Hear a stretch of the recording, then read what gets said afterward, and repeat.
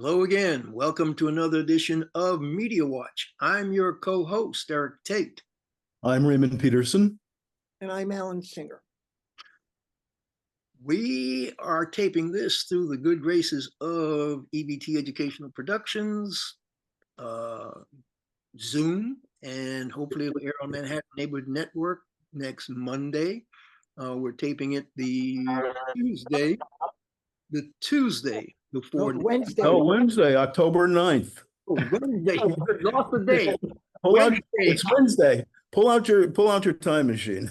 We're taping it the Wednesday, October 9th. Okay. So that being the case, I want to make a quick, since we're called Media Watch, shout out and congrats to Elinor Tatum, because editor and publisher just announced, surprised her with an announcement that she has been named Publisher of the Year. And as Richard Prince reported in Journalisms, in the 140-year history of that magazine, this is the first time a Black female has ever been named Publisher of the Year. I'm not sure if it's the first time a Black person has been named, but it's the first time a Black female has been named Publisher of the Year. And basically, she took over the Amsterdam News from her dad when he passed, and she's been trying her best to keep it relevant and bring it into the 21st century. And so this is an excellent prize for her to be awarded by editor and publisher. That being said, let's move on to the next thing on our agenda. What's Eric Adams and what's going on in the city of New York? The update, the mayor of New York, another shoes drop. One of his inner circles, I believe it's his liaison to the Muslim community, last name B-A-H-I, Baha'i or Bahi, I'm not sure the pronunciation. He was just recently indicted. And of course, Alan, who was the latest resignation from the inner circle? One of the Banks brothers, this time it was the person who's in charge of all the police and public safety. Public safety. So we now have Banks, who is in charge of education, Banks, who's in charge of public safety. Banks' wife, recent wife, but longtime girlfriend, who is in charge of First deputy mayor. all gone. And it's the rats are fleeing the sinking ship. Is it 11 or 12 now? I'm not sure how many. I'm going to be a little cautious and not say rats, even though all stuff have been confiscated by the Fed. You're innocent until proven guilty. And so I was on Harlem Network News, and I mentioned the fact that there's always a case of Black mayors being targeted, and there is something behind the scenes that may be going on pertaining to no bid contracts, and whether or not, once he decided he was going to break that stranglehold where all these cronies were getting these contracts. Now, he's got the optics of cronies and friends all around him in his administration, but he allegedly was going after the cronies and inner circle sweetheart deals, no bid contracts. And he basically mentioned to a group of mayors at one of the national meetings that, hey, I'm trying to break the stranglehold and they're coming to get me. So now it's worth investigating about you following the money, about whether he's taking bribes and doing nefarious things on straw donors. We need to follow the money on whether or not these sweetheart deals were crushed, were strangled, and maybe there is a reason for him to claim I'm being targeted. Somebody needs to be digging into that as well. This is the thing. If he was being targeted illegitimately, why are all these people resigning? These are not just his appointees, these are his long-term friends, and they're all resigning. And you have to wonder what's going on here. I am not, as I said on that show, if you're guilty of having done what you are alleged to have done, and they have the goods on you, and you did this, you need to be held accountable and pay the time for your crime. Doesn't matter who you are. But remember, I mentioned earlier about the mayor of Mount Vernon, Ernie Davis, where they did the same thing to him, and the FBI was walking in and out of his office, taking boxes out, ongoing investigation, and they could find nothing until he said, go back beyond the statute of limitations. They found this tax return that anybody else might have been able to amend the filing and gone about their business. Oh no, he had to pay whatever because of that beyond the statute of limitation tax filing. So the optics are terrible. And the optics are terrible. Optics are indeed, and he just might well be guilty. And if he indeed is, they just need to prove it in the court of law, and he needs to go. But are all of his people guilty? I mean, that's a cabal. Raymond, here's the point. They've all had their devices snatched and investigated. Right. Only one other indictment has come down. That's this one that we just talked about. When these indictments fall in place, then you say, maybe where there's smoke, there's fire. But there was a lot of smoke with Ernie Davis and there was no fire. So I'm saying, if he's guilty, prove it, and then he's got to go. If he ain't guilty, the optics, as bad as they are, you just need to prove it in the court of law. And yeah, let's follow the money on both sides. Is it chicanery? Yeah. And is it, we're going to get him because he's messing with our money? Because when you mess with people's money in New York or anywhere in this country, they come for you. So I'm not saying he's innocent. I'm not saying he's guilty. I'm just saying prove it beyond a shadow of a doubt, and let's go from there. I didn't want to stick with this because it's gobbling up too much of our time, but we need to put it in perspective. Speaking of guilty and proven whatever, it's umpteen days from the quote presidential election, less than 40. It's in the 30s, I believe, because we are October 9th. The election is something like November 5th or 6th. Make sure you know the exact date, folks. Don't get misled by something I say here. Pin it down. But November 5. November 5. November 5? Okay. Because I was thinking November 7. So it's under a month, okay? And the 34 convicted felon that's on the top of the Republican ticket, the Woodward book is coming out about him cozying up to Putin, sending Putin COVID test kits when Americans couldn't get them. This guy is treasonous and a traitor, but he's the head of the Republican Party. But I keep saying that party's not a legit party because they're trying to keep people from voting. They're trying to intimidate voters. They're trying to pass all kinds of voter suppression laws. Look, there's a link that I sent you guys. I don't know if I talked about it on this last story. You remember the Colorado judge who castigated that Colorado county clerk because her dissembling about the voter machines and the voter fraud story? They gave her 9 years, a Republican county clerk in the state of Colorado, for trying to help push Trump's big lie about stolen elections and bad voter machines. The judge castigated her and gave her 9 years in jail. Alan, give me some examples of some of these other nefarious things that the Republicans, Donald Trump and whomever, this not a legit election.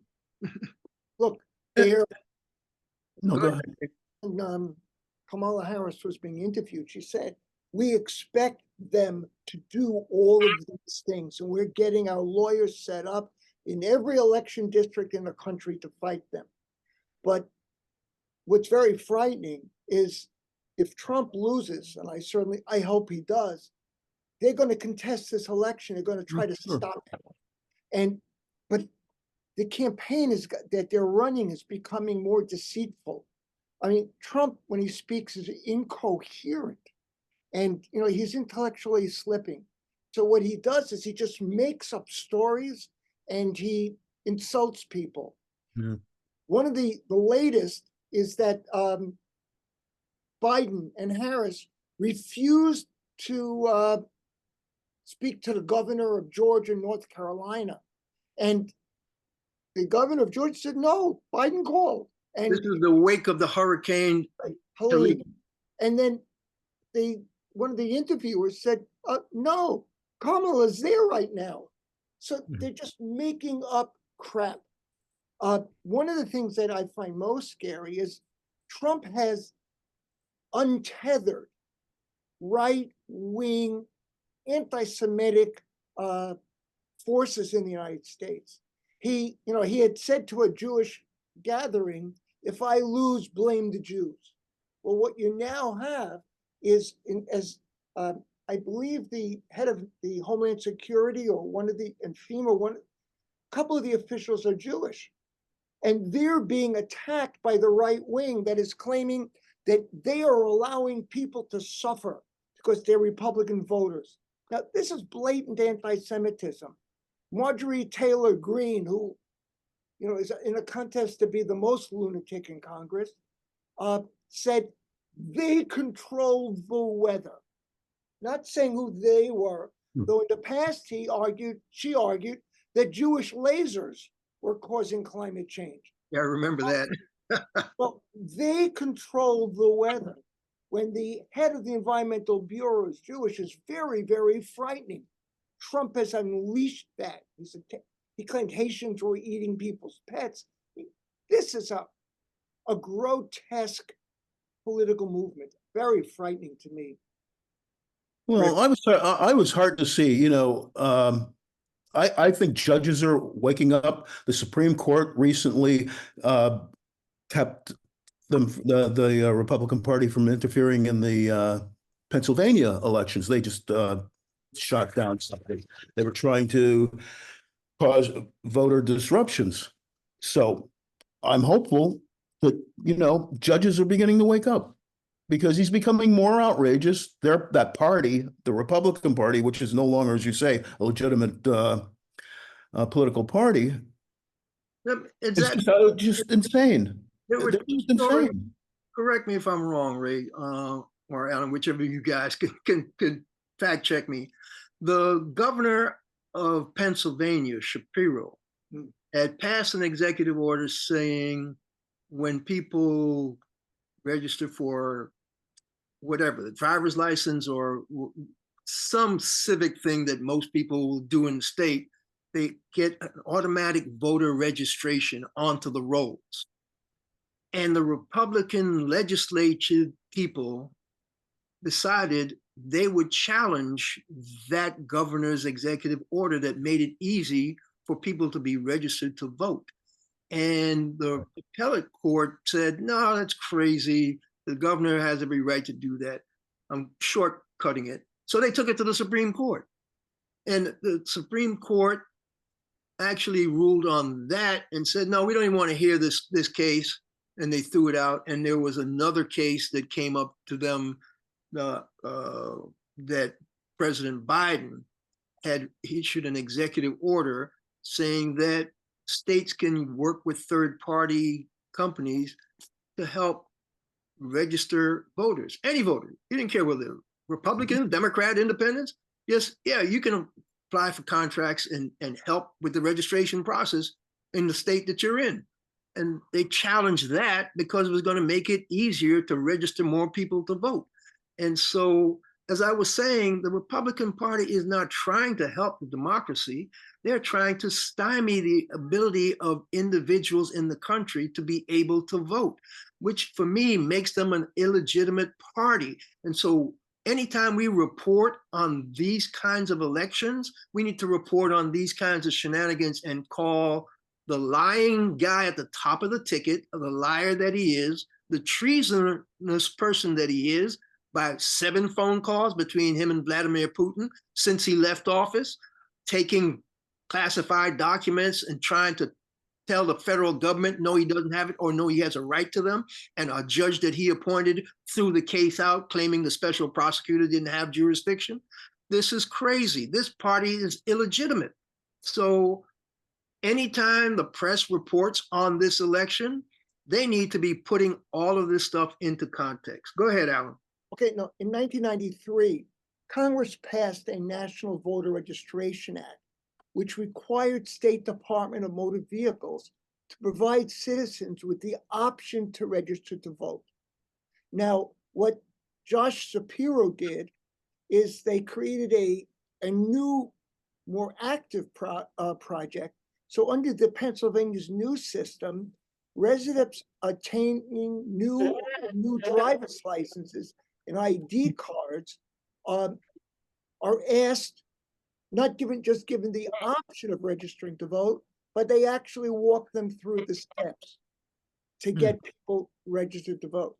So it's within the guidelines of a bill that was supported by Democrats and Republicans when there was a real Republican Party. But now, as you said, it's just a matter of suppressing the vote. Yeah, some other examples. Speaking of FEMA and the whole bit, what was the brouhaha about them saying that their government had spent all its money on migrants and illegal migrants? Just a false claim. Border? No money was diverted from FEMA. Yeah, no, specifically, they said that Kamala Harris spent all of the FEMA money on illegal immigrant housing. I think also on the transgender operations in the public schools. Clean were taking place. Yeah, we could. Okay. On the kids' lunch break at school, right? Well, okay. So now here is part of my problem with this kind of approach that these people are taking. Trump was at a rally somewhere in Pennsylvania or wherever, and guess who showed up at his side to hop onto the stage to help celebrate his candidacy? None other than Elon Musk. Now, Elon Musk, basically, correct me if I'm wrong, Alan, because you had this famous story up, was actually platforming Trump's lies about the money being not there, that Kamala Harris had spent it on the immigrants and the migrants, and he actually was platforming those giant lies. And was it the fact that Pete Buttigieg had to get on the phone and call him and correct him, and they had a conversation, and supposedly he thanked Buttigieg for, oh, I'm glad you cleared up that mess, but he'd already sent the lie out on how many followers did he have? 45 million followers on his whatever platform, which I don't want to name because I think he called it that because he wanted to co-opt Malcolm X's brand. But that's another story. I'll deal with that another time. But I know what the guy is. I know how thick his mind is. I know exactly what he thinks he's doing. I'm going to figure out a way to stymie that eventually. But guess what? A House committee all of a sudden now wants to investigate the Federal Communications Commission about whether or not there's something wrong about the fact that they decided not to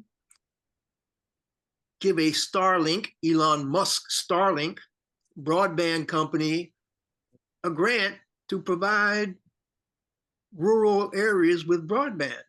And basically, they checked the stuff. He made the application. It was a $9 billion contract, and a lot of companies got it.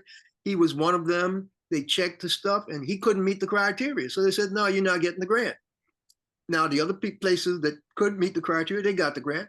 I don't see them investigating anybody else about how the grant went, but they want to investigate only the Starlink. So what does that say about the Republicans, Donald Trump, cronyism, and favoritism? Why all of a sudden is the FCC being investigated?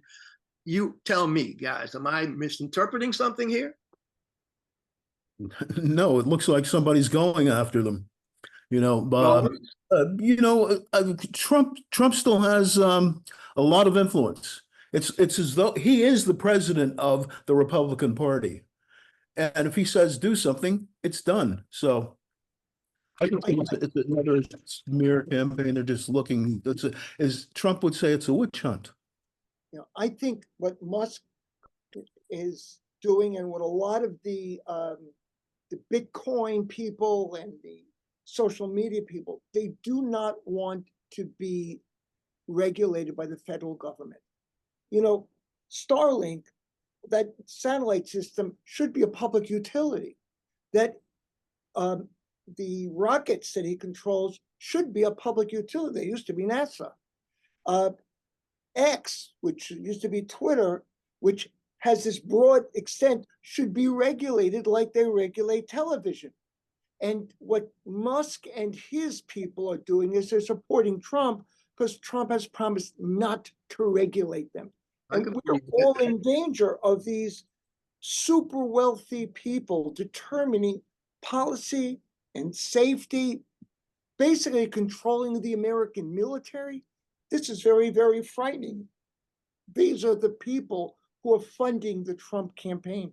Well, you know, the billionaire Peter Thiel and Elon Musk are all big time backers of J.D. Vance, because one of the stories I read is that they understand that Donald Trump is basically a buffoon and a clown, and they like his policy, they just don't like him. And so the heir apparent for these billionaires to put their Project 25 spin on the country is J.D. Vance.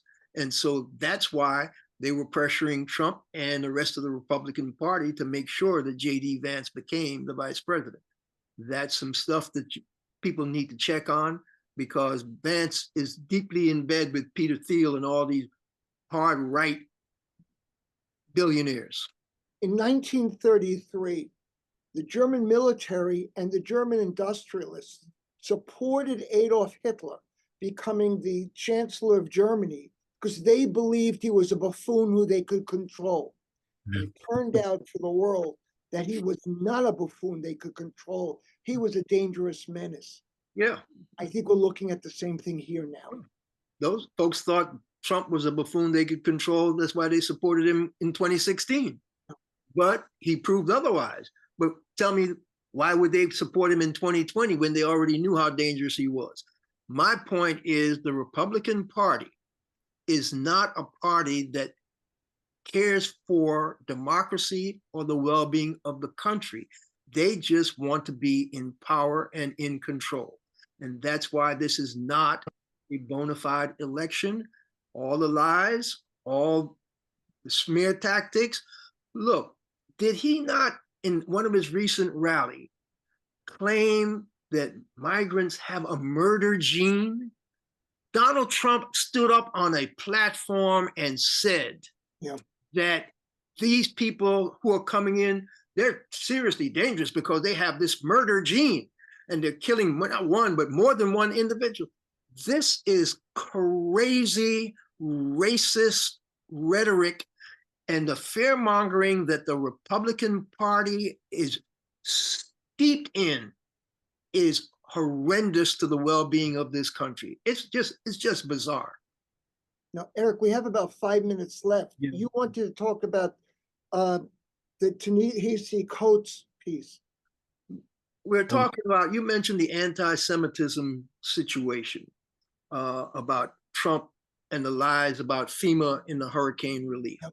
And that kind of anti-Semitism is crazy. The other kind of, quote, anti-Semitism pops up is when we were talking on the last show about the Jewish Currents folks not being able to get space on Brooklyn College to have a discussion and raise funds for the Palestinian cause, but have an actual discussion about what was going on in the Middle East, and not call names, but on a college campus, have a cogent, serious, not fire and brimstone discussion of the issues. They couldn't find a space.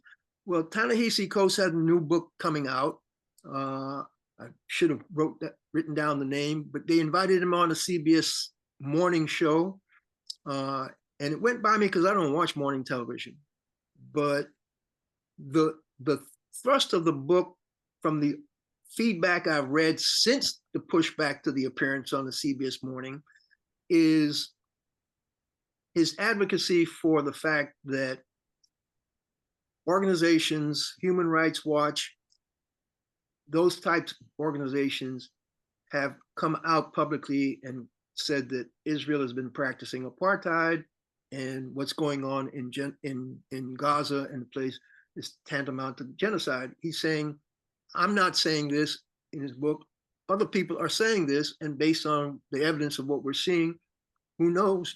But in the course of the interview with, you guys should call up that name because I couldn't pronounce it, and because I don't do morning television, the interviewer basically said, if I didn't know if I took away the book cover, I took away all the awards, if I took away X, Y, and Z, and just looked at this book without knowing the name, this is something that should be in the backpack of a terrorist. I'm paraphrasing, but that's basically what the interviewer said to him. His name was Tony Dokapil, and the book is called The Message. And he charged that Coates had delegitimized the pillars of Israel, and it could have been written by an extremist. Coates had talked about Israel as an apartheid state, which, by the way, so did Jimmy Carter. But see, here's my point. The crackdown or the lack of ability for Jewish currents to hold a discussion, the fact that Coates could not have a serious discussion with somebody who was seriously pro-Israel and was hostile to him as an interview, it kicked off all kinds of brouhaha.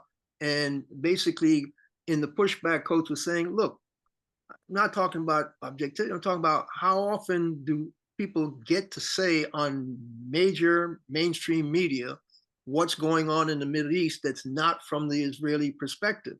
He's saying not very often, basically what he's saying. And so the fact that this guy was attacking him wasn't surprising to him, but the fact that he was saying he was an extremist for objectively trying to critique what was going on, but not necessarily from the perspective of the Israelis, possibly from the perspective of the Palestinians, not Hamas, not Hezbollah, but the Palestinians, then he was subject to attack by the interviewer.